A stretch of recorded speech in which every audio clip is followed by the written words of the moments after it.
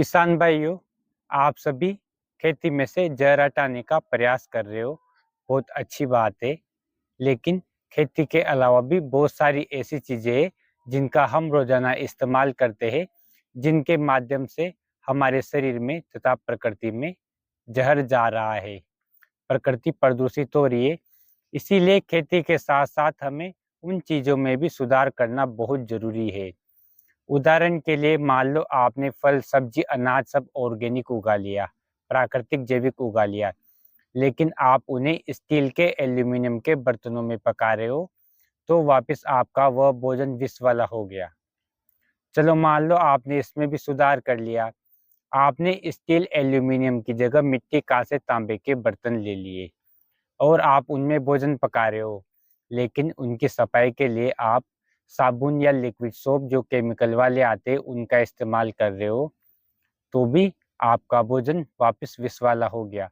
उनके अंदर बहुत सारे हानिकारक केमिकल होते हैं जो हमारे शरीर को तथा प्रकृति में बहुत नुकसान करते हैं। चलो मान लो आपने इसमें भी सुधार कर लिया, लेकिन आप अपने शरीर पे केमिकल वाले साबुन, शैम्पू, क्रीम लगा रहे हो, तो भी आपके माध्यम तो भी उनके माध्यम से आपके शरीर में तथा प्रकृति में बहुत सारे हानिकारक केमिकल जा रहे हैं, क्योंकि उनके अंदर बहुत सारे हानिकारक केमिकल होते हैं, जिससे आपके शरीर में तथा प्रकृति में जहर जा रहा है। तो इसीलिए इन चीज़ों में भी सुधार बहुत ज़रूरी है। किसान भाइयों, ऐसी और भी बहुत सारी अनेक चीज़ें, चाहे आप टूथपेस्ट ले लो, चाहे आजकल की जो भी मार्केट से आप जो खाने-पीने की चीज़ें खरीद रहे हो, सभी में कहीं न कहीं केमिकल आ रहा है। इसीलिए खेती के साथ-साथ हमें इन चीज़ों में भी सुधार करना बहुत ज़रूरी है। और सबसे महत्वपूर्ण बात, मान लो आप सभी ने इन चीज़ों में सुधार कर लिया, लेकिन आपकी सोच सकारात्मक नहीं है, आप नकारात्मक व्यर्थ सोचते हो, तो भी आपके अंदर तथा प्रकृति में बहुत सारी नकारात्मक एनर्जी जा रही है। क्योंकि आप जैसा सोचते हो वैसा वाइब्रेशंस निकलते हैं जो सबसे पहले आपके शरीर को मिलते हैं तथा प्रकृति में फैलते हैं, है ना?